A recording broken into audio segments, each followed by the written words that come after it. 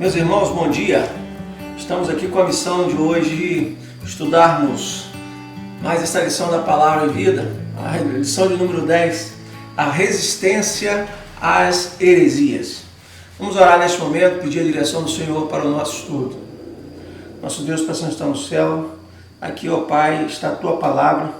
Aqui está, ó Pai, esse maravilhoso estudo, ó Pai, elaborado pelo Teu servo, Pai, Pastor Exaltino, o qual nós agradecemos pelos livros, pelas revistas que ele escreveu e por esse trimestre, ó Pai, tão abençoado, com tanta profundidade da Tua Palavra, ó Pai, que o Senhor nesta manhã nos ensine mais uma vez, ó Pai, da Tua santa e bendita Palavra, num assunto, ó Pai, tão complicado para o nosso tempo, que é a questão das heresias. Dá-nos, ó Pai, o conhecimento da Tua Palavra a cada dia. Ajuda-nos a nos esforçarmos para tal. Mas, sobretudo, ó Pai, que tenhamos discernimento na Sua Palavra, para não ficarmos aquém, nem irmos além da Tua Palavra. Abençoa os Teus servos, ó Pai, que participarão desse estudo, e que todos possam ser alcançados pela Tua graça e pela Tua misericórdia. Nós oramos agradecidos em nome de Jesus. Amém.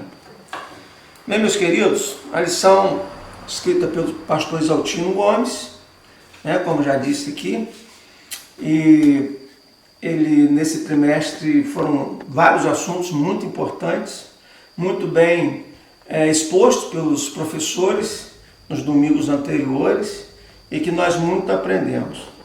A lição de hoje tem por título A Resistência às Heresias, é a lição número 10.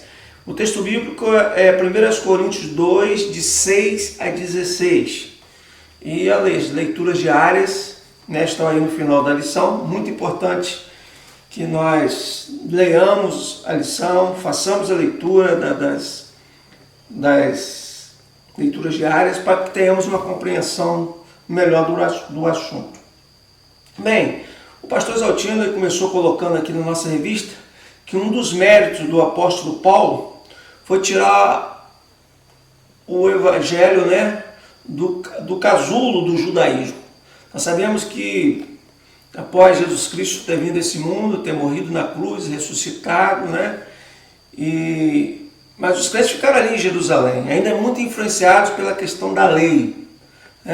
Jesus já tinha vindo, o véu já tinha se rasgado de alto a baixo, mas ainda os irmãos estavam agarrados ainda à lei. E havia a necessidade de uma evolução. É para frente que se anda. O judaísmo, a lei, ela tem a sua validade, ela tem os seus ensinos, seus princípios muito importantes, mas, mais do que isso, o evangelho, que é o poder de Deus para a salvação do homem, precisa evoluir. Agora a centralidade não é mais Moisés, não é mais Elias, conforme nós vamos ver aqui na frente, mas agora é Jesus. Ele veio na plenitude do tempo, o Filho de Deus, o Cordeiro perfeito, que foi sacrificado, imolado, ressuscitou, venceu a morte e subiu aos céus, está à direita do Pai. Então essa era a missão de Paulo. Ele recebeu o Evangelho de Jesus diretamente de Jesus, revelação de Jesus Cristo. E o pastor Exaltino colocou aqui: o Evangelho é o vinho novo que não cabe em odres velhos. Paulo foi escolhido para esta missão. Ele lutou fortemente com os que queriam judaizar o Evangelho. Esse era um grande problema. As pessoas não se conformavam com a simplicidade do Evangelho. Eles queriam ensinar e aceitar Jesus e ensinar que precisavam ainda nas práticas da lei, ainda na questão da circuncisão e na questão dos sábados, das festas, conforme o apóstolo Paulo recomenda em outras partes da Bíblia. Então Paulo é esse misto de evangelista, missionário, teólogo e apologista. Sua pregação era muito definida e ele não permitiu sua distorção, expressando-a claramente. Paulo foi muito claro na sua pregação. Ele falou: vocês podem pregar o evangelho da circuncisão, eu vou pregar o evangelho da incircuncisão, eu vou pregar Cristo ressuscitado, vou pregar o evangelho da cruz. Eu não tenho mais, ainda que ele tenha sido um fariseu, profundo conhecedor da lei, né? Educado aos pés de Gabriel, e ele tinha essa proposta na sua mente e no seu coração, de pregar tão somente a Jesus, porque foi assim que ele recebeu do próprio Cristo. Então hoje vivemos numa época do politicamente correto. O politicamente correto impõe concessões que desbotam o Evangelho. Uma coisa é verdade, meus irmãos, que Paulo escreveu, né, várias cartas alertando os crentes da época quanto à questão do judaísmo, mas especialmente escreveu Gálatas, especialmente escreveu Romanos, Hebreus, que a gente não sabe foi escrito por ele, mas é uma das cartas também que mostra essa incompatibilidade do judaísmo com o cristianismo, com o evangelho. E esse era o grande problema dos judeus, que Jesus veio para os que eram seus, mas os seus não o receberam. Né? Está lá em Hebreus, se não me engano, lá no início, não, João, né? João, lá no início. Mas os que o receberam, deram-lhes o poder de se tornarem filhos de Deus. A politicamente correta impõe concessões que desbotam o evangelho. É difícil hoje afirmar convicções. Né? É difícil hoje a gente fazer afirmações que muitas vezes vão ferir o outro, ao que o outro pensa. E muitas vezes nós não temos que ter esse medo. Nós temos que ter medo de infringir a palavra. Né? Nós, obviamente, não vamos afrontar ninguém, que essa não é a missão do Evangelho. Mas nós precisamos ser firmes, né, nos ensinos da palavra de Deus. E essa era a missão de Paulo. Ele tinha isso bem claro na sua mente e no seu coração. Ele não foi condescendente, ele não foi permissivo com as heresias, com os falsos ensinos. E nesse primeiro, na questão do judaísmo, não só do judaísmo, como nós vamos ver, mas na questão do gnosticismo, das N questões, né, que falsos profetas, falsos crentes, falsos ensinos tentaram adentrar dentro da igreja e provocar uma distorção na fé daqueles irmãos. Assim como hoje, não diferente hoje, não. Então, né, isso sempre foi assim, o diabo não podendo destruir a palavra, não podendo conseguir acabar com a nossa fé de uma forma total, mas ele então trabalha de uma forma muito sutil, procurando distorcer o evangelho. Assim como ele fez lá no Jardim do Éden, né? Foi assim que ele fez com Eva. Eva, não foi bem assim que Deus falou, não foi assim bem que ele falou. Você pode comer sim da árvore, né, que está no meio do jardim, e você vai ser como Deus. Né? Então o diabo tem essa conversinha, né, mole, né, que faz muito bem ao ser humano, que atrai e tal, que muitas vezes acalenta o nosso sentimento, vai de encontro à nossa forma de pensar, a forma humanista e secularista, né, que muitas vezes nós vivemos. Então ele começa por aí, ele vai comendo pelas beiradas, né, até nos afastar totalmente do Senhor. Ele ousou até tentar o Senhor através da palavra, Jesus, quando Jesus foi levado ao deserto, né, no primeiro momento ele falou com Jesus: se for o Filho de Deus, faça que essas pedras se transformem em pão. E Deus falou: mas está escrito, né? Nem só de pão viverá o homem. E ele, vendo que Jesus começou a usar a palavra, ele leva Jesus para o alto do templo, e aí lá usa também a palavra. Mas está escrito, pode se jogar daqui abaixo, porque está escrito que ele dará ordem a seus anjos para que você não sofra nenhum mal. Então o diabo trabalha dessa forma, né? Ele quer distorcer a palavra de Deus. Então, nesse primeiro momento, nós vamos ver aqui, aliás, eu vou ler ainda Atos 15, versículo 1 e 2, versículos 1 e 2. Alguns indivíduos que desceram da Judéia ensinavam os irmãos: se não vos circuncidardes, segundo o costume de Moisés, não podeis ser salvos. Tendo havido da parte de Paulo e Barnabé contenda e não pequena discussão com eles, resolveram que esses dois e alguns outros dentre eles subissem a Jerusalém, aos apóstolos, e presbíteros com respeito a esta questão. Olha bem, olha o posicionamento de Paulo aí. Né? Paulo estava lá em Antioquia e chegam esses crentes lá de Judéia dizendo que tinha que seguir o costume de Moisés, que tinha que circuncidar, que tinha que guardar os sábados, as festas, tudo aquilo que era do Antigo Testamento, que foi válido na Antiga Aliança, enquanto Jesus não vinha, né? Enquanto Jesus não veio. Mas que agora já perdeu o seu valor. A lei foi um aio. O aio é o quê? É alguém que toma conta de alguém pequeno, que ainda não tem maioridade para desfrutar de uma herança. Então o aio, né, toma conta daquela pessoa até ela ter autonomia para poder tomar conta da sua herança. Então a lei foi válida até Jesus vir, mas vindo Jesus na plenitude do tempo, ele cumpriu a lei. Não que Jesus viesse abolir a lei, mas veio para cumprir a lei, só que agora Jesus vem antes da lei. Né? Se está com Cristo, nova criatura é. Então nós cumprimos a lei não para sermos salvos, mas pelo fato de sermos salvos. Logicamente nós vamos querer cumprir a lei, nós vamos querer cumprir os 10 mandamentos, nós vamos querer amar o próximo a nós mesmos, não vamos roubar, matar, enfim, todos aqueles princípios que envolvem verdade, justiça, né? Realmente nós vamos cumpri-lo. Mas agora eles estavam presos à forma externa da lei, tinha que ser conforme Moisés, né, conforme a lei de Moisés. Todos aqueles rituais que eram válidos lá na velha aliança, mas que agora perdeu o seu valor. Então Paulo e Barnabé contendem com eles. Né? Então, meus irmãos, fica aqui a lição. A gente pode até deve engolir muitos sapos, muitas vezes, né? Muitos sapos, né? Uma expressão que se usa, na questão de igreja, de evangelho. Mas quando a coisa mexe com os ensinos básicos da Escritura de Deus, nós somos que ser bereanos. Lembra dos bereanos, lá em Atos também? Paulo e Silas, ninguém mais, ninguém menos que Paulo Silas pregando, no entanto eles iam lá na Escritura para ver se era realmente assim. E é assim que deve ser, é assim que precisamos ser.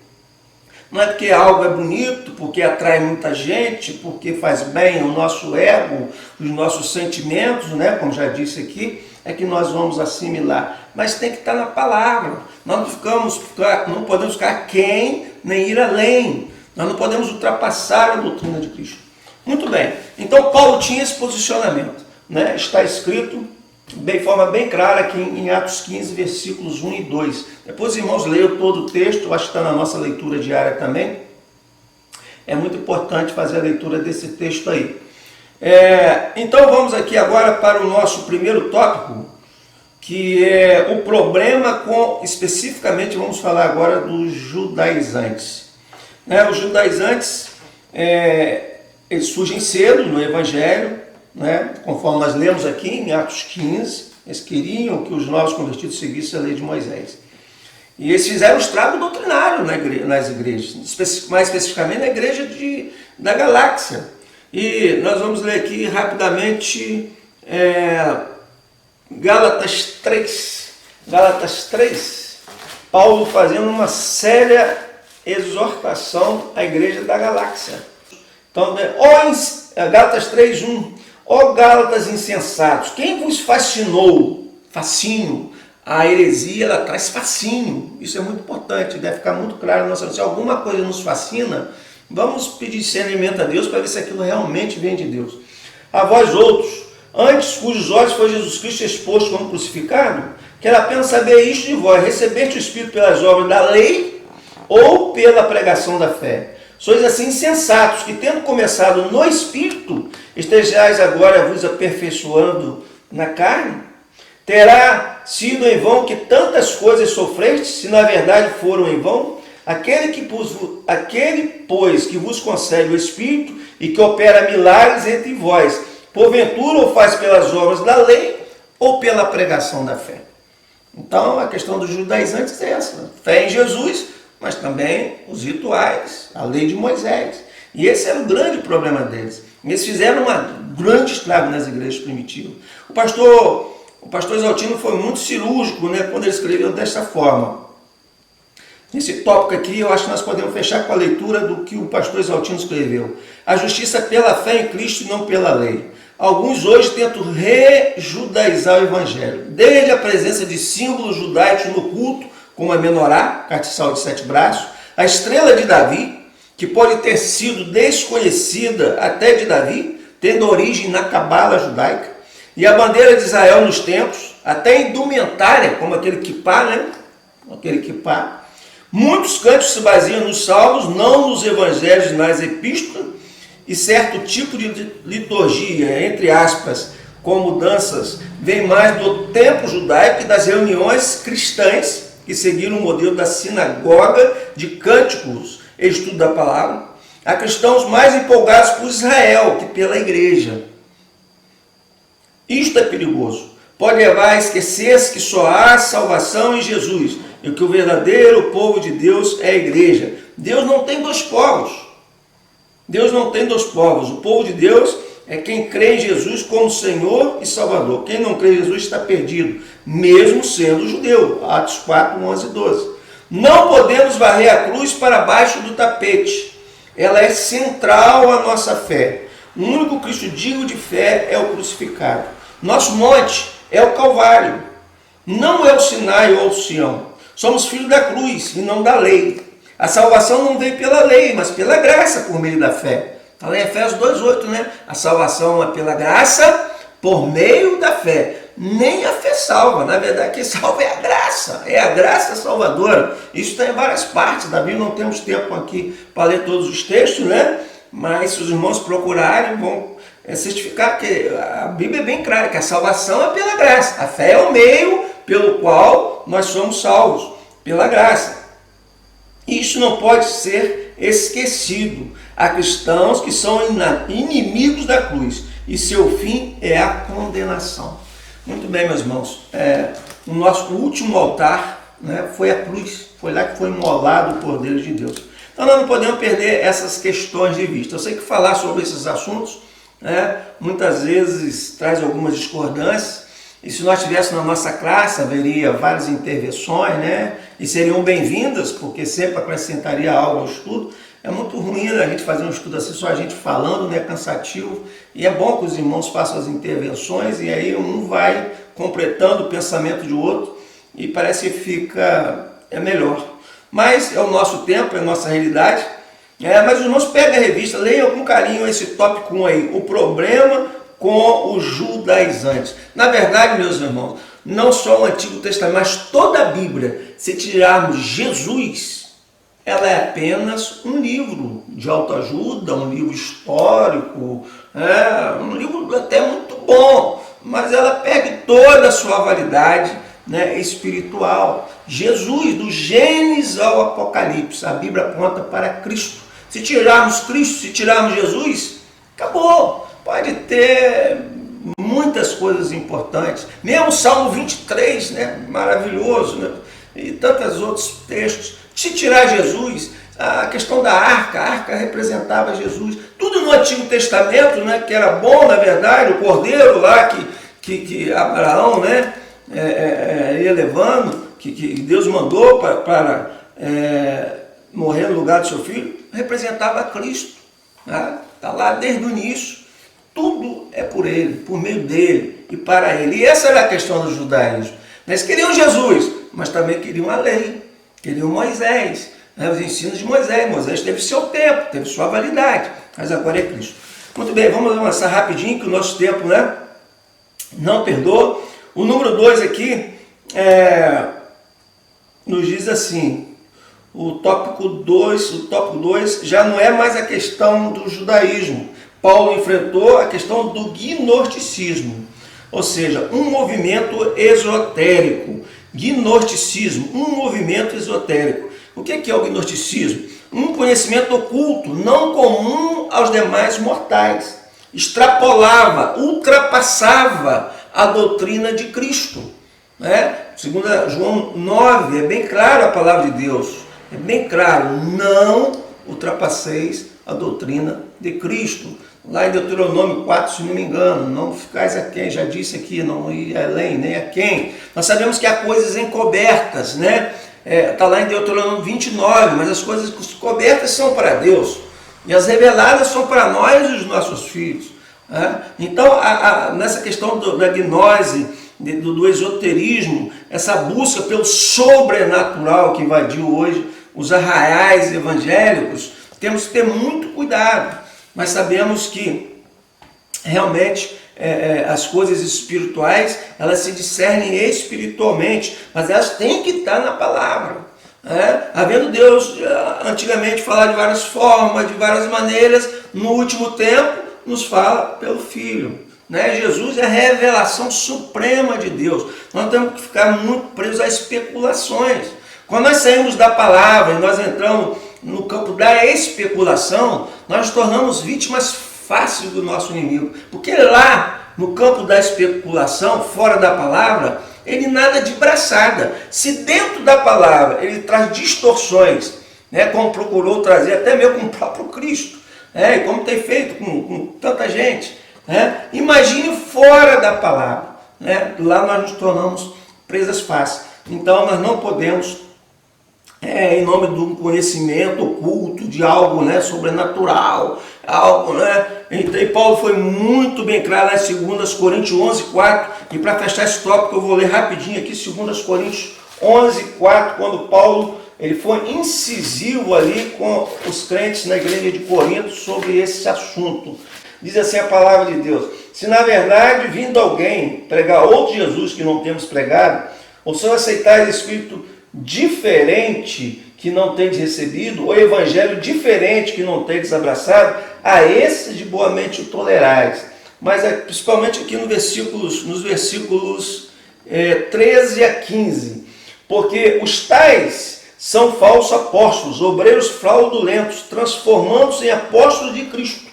E não há de admirar, porque o próprio Satanás se transforma em anjo de luz. Não é muito, pois, que os seus próprios ministros se transformam em ministros de justiça, e o fim deles será conforme as suas obras.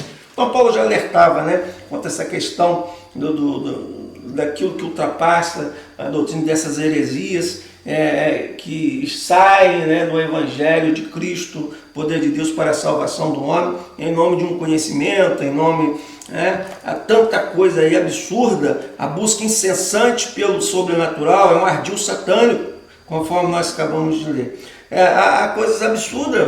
Há poucos dias eu vi, por exemplo, alguém comentando que alguém aí estava ungindo caneta esferográfica para os irmãos fazerem concurso público. Olha bem, Deus não é injusto. Deus abençoa os seus filhos, logicamente, dando capacidade, mas Deus é justo.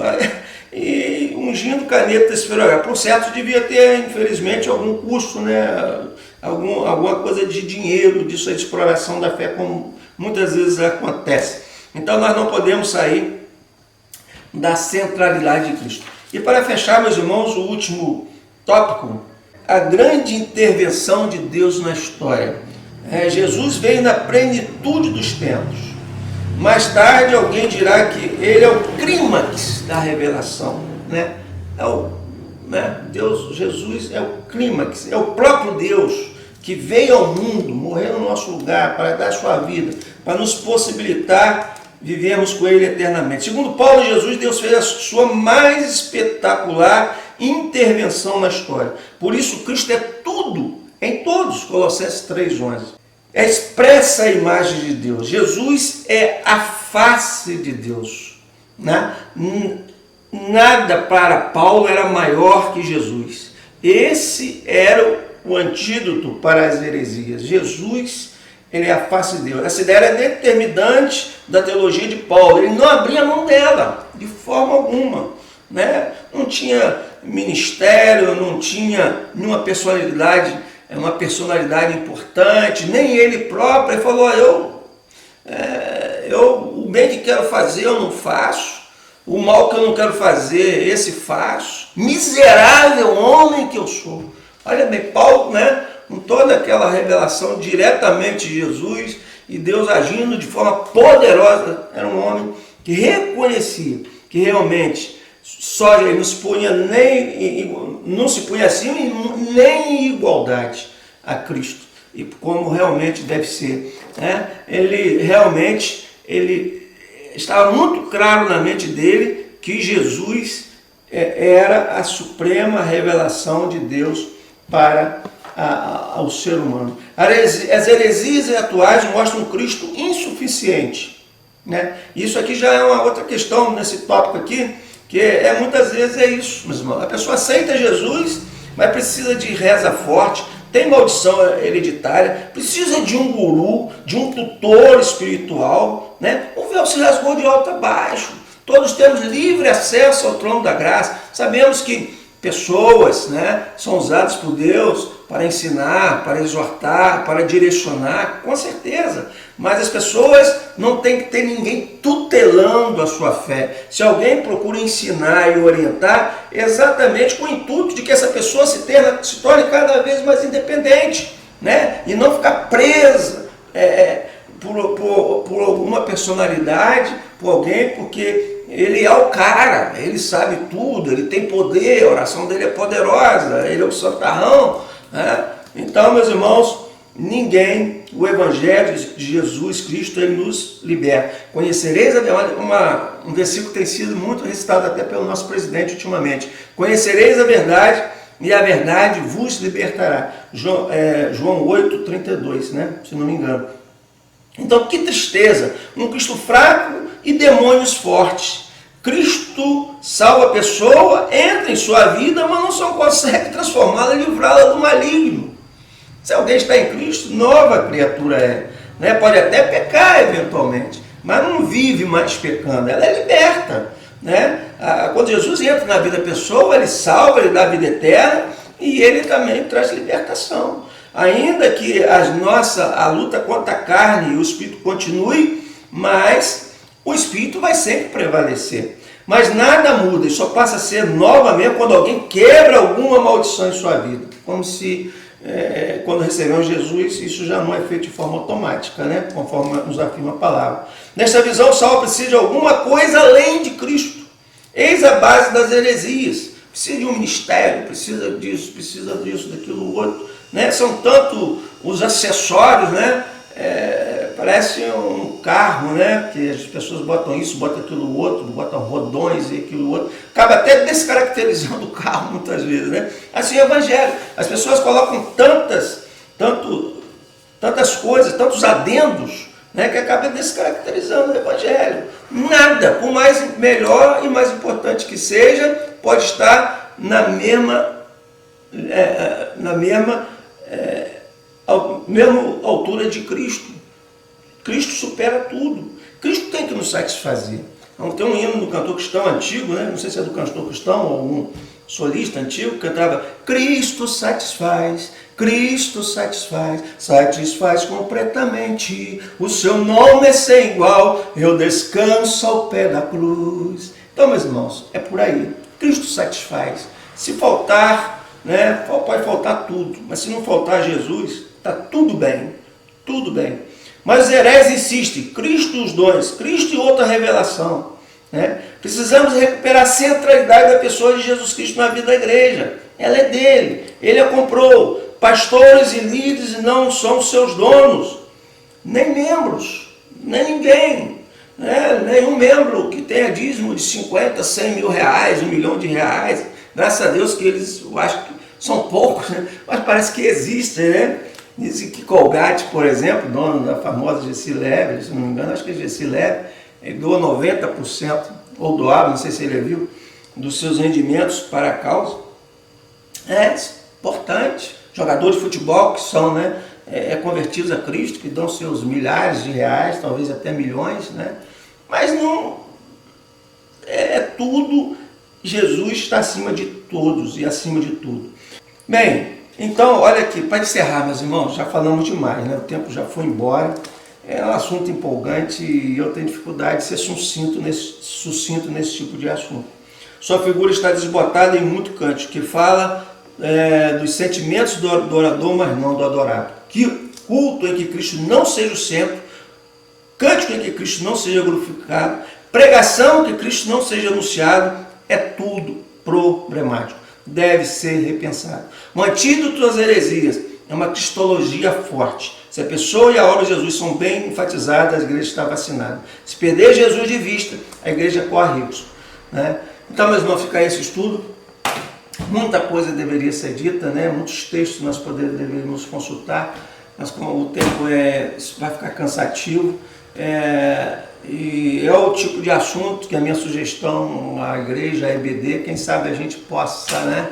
É um assunto que cabe até, sei lá, um congresso, né? Um congresso para a gente falar sobre a questão das heresias, num tempo tão difícil como nós vivemos, mas ficou bem claro aqui que Jesus, ele precisa ser pregado, ser vivenciado, e Cristo satisfaz a graça de Deus. Quando Paulo disse, a sua graça me basta, a graça é Jesus, é o Jesus que veio, morreu por nós, deu a sua vida por nós, miseráveis pecadores que nós somos, mas vamos adentrar um dia as mansões celestiais, não pelos nossos méritos, porque Deus amou o mundo de tal maneira que deu seu Filho unigênito para que todo aquele que nele creia não pereça, mas tenha a vida eterna. Que Deus nos abençoe e desculpe aí foi um pouco extenso. Mas, irmãos, leiam a revista, façam as anotações e, por certo, o Espírito Santo de Deus estará completando e dando compreensão daquilo que, por certo, nós não fomos muito claros e não tivemos como passar para os irmãos. Deus nos abençoe. Obrigado.